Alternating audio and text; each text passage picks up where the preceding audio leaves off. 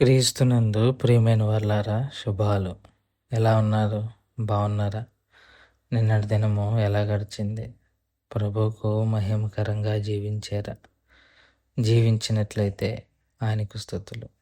లేని ఎడల ఆయన మనల్ని క్షమించునుగాక. నేటి దిన ధ్యానాంశము మార్కు సువార్త 13వ అధ్యాయము 26, 27 వచనాలు.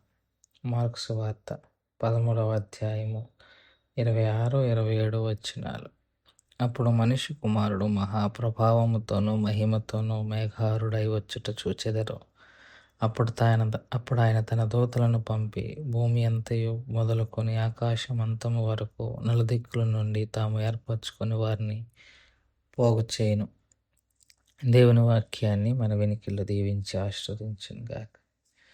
నేటి దినాన మనం మాట్లాడుకున్నాం యేసుక్రీస్తు ప్రభువారు ఆ దినములలో మహా శ్రమలు గడిచిన తర్వాత ఇక భూమి యొక్క చివరి దినాలలో సూర్యుడు చీకటినిస్తాడు, చంద్రుడు కనపడడు, ఆకాశమందలి శక్తులు కదిలింపబడతాయని మాట్లాడుకున్నాం. ఇవన్నీ జరిగిన తర్వాత అప్పుడు మనిషి కుమారుడు యేసుక్రీస్తు ప్రభువారు చేసిన వాగ్దానము, నేను మళ్ళీ వస్తాను, వచ్చి మీరు నా చోట ఉండులాగున నేను మిమ్మల్ని తీసుకుని వెళ్తానని యోహాను సువార్తలో చెప్పిన రీతిగా ఆయన భూమి మీదకి వస్తారు. అది మనిషి కుమారుడు మహాప్రభావముతో మహిమతో మేఘమును మీద ఆయన రావటాన్ని మీరు చూస్తారు అని యేసుక్రీస్తు ప్రభువారు జ్ఞాపకం చేస్తున్నారు. యేసు ప్రభువారు రెండవ రాకడ, ఆయన మొదటి రాకడ చాలా సైలెంట్గా జరిగిపోయింది. యేసు ప్రభువారు ఈ భూమి మీదకి మొదటిసారిగా వచ్చినప్పుడు చాలామందికి తెలియదు. అప్పుడులో హడావిడిగా కూడా ఉంది లోకంలో. ఏంటి హడాడంటే జనగణన జరుగుతూ ఉంది. యేసు ప్రభువారిని పట్టించుకున్న వారు కూడా లేరు. ఆయన జననం చాలా సైలెంట్గా జరిగిపోయింది.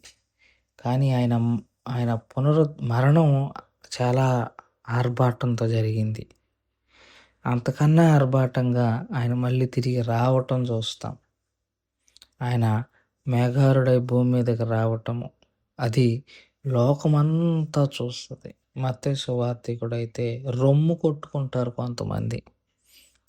అంటే ఆయన ఎరగని వారందరూ ఆయన చూసి రొమ్ము కొట్టుకుంటూ ఉంటారు. ఆయన మేఘారుడై రావటం చూచి అంత ప్రభావం, అంత మహిమ ఆయన దగ్గర ఉంటుందన్న విషయాన్ని మనం ఇక్కడ గమనించుకోవాలి. అప్పుడు తర్వాత ఆయన తన దూతలను పంపుతారు. భూమి అంతము నుంచి భూమి అంతము మొదలుకొని ఆకాశం అంతము వరకు అనుంది.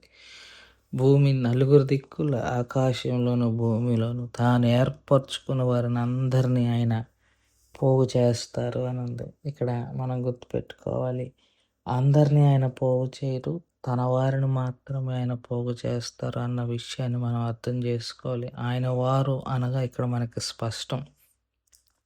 యేసు ప్రభువుని రక్షకుడుగా అంగీకరించిన వారందరూ ఆయన వారు. ఆయన ఎప్పుడైనా వస్తారు, ఎప్పుడైనా పిలుస్తారు. పిలిచిన తర్వాత ఆయన భూమి మీదకి మహిమ స్వరూపముతో వచ్చినప్పుడు ఆయన ఏర్పాటు చేసుకున్న వారిని అందరినీ పోగు చేస్తారు. ఈ విషయాన్ని కూడా మనందరం గ్రహించుకోవాలి అన్న విషయాన్ని మనం చేసుకుంటూ ఈ మాటలు నేను ఇంతతో ముగించుకుంటున్నాను. దేవుడు దీవించి ఆశీర్వదించును గాక. ప్రార్థన చేసుకుందాం. మమ్మల్ని మిక్కిలిగా ప్రేమించిన మా ప్రియపరలోక తండ్రి, మీ పాదాలకు స్తోత్రాలు. చెప్పబడిన వాక్యాన్ని బట్టి మీకు స్తోత్రాలు. విన్న వాక్యం మా హృదయంలో భద్రపరుచుకొని వాక్యానుసారంగా జీవించగలిగిన కృపను దయచేయమని యేసుక్రీస్తు ప్రభు వారి పుణ్యనామములో అడిగి వేడుకుంటున్నాం తండ్రి. ఆమేన్. God bless you.